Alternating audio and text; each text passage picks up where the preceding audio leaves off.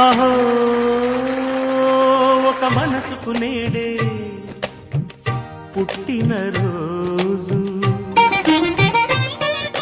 అహో తన పల్లవి పాడే చల్లని రోజు. ఇదే ఇదే